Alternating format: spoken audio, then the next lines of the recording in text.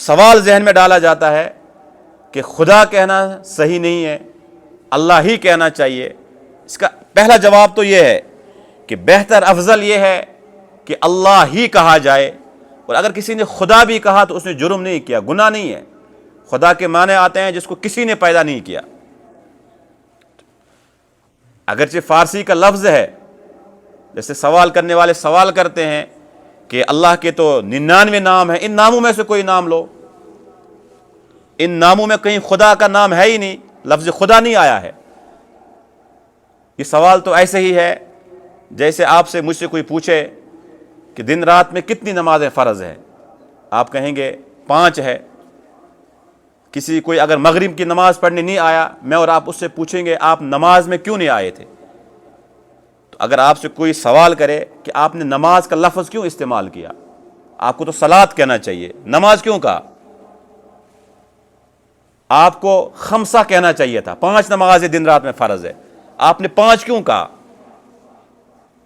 سال میں 1 مہینے کے روزے فرض ہے، وہاں یہ سوال آپ کریں کہ آپ نے روزہ کیوں کہا، سیام کیوں نہیں کہا، مہینہ کیوں کہا، شہر کیوں نہیں کہا، شہر رمضان؟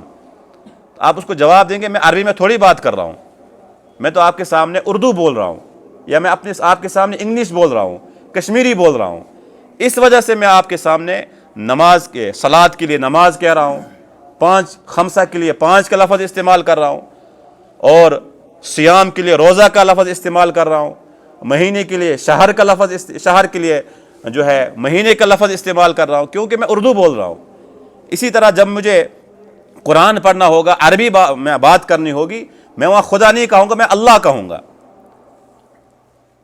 تو خدا کہنا کوئی جرم نہیں ہے، خدا وہ ہوتا ہے جس کو کسی نے پیدا نہیں کیا۔ پھر پہلا سوال یہی تھا کہ یہ عربی لفظ نہیں ہے، تو اس کی کئی مثالیں میں نے آپ کے سامنے دی ہے کہ ہم عربی میں بات نہیں کر رہے ہیں۔ اسی طرح سے بعض کہتے ہیں، دوسرا اعتراض یہ بھی ہوتا ہے سوال کہ خدا کی تو جمع بھی آتی ہے، خداوند، اور اللہ کی جمع نہیں آتی ہے، اس وجہ سے خدا نہیں کہنا چاہیے۔ اس کا بھی جواب ہے، سورہ فاتحہ کی پہلی آیت پڑھیں گے الحمدللہ رب العالمین، پھر رب بھی انسان اللہ کو نہ کہے، کیونکہ رب کی جمع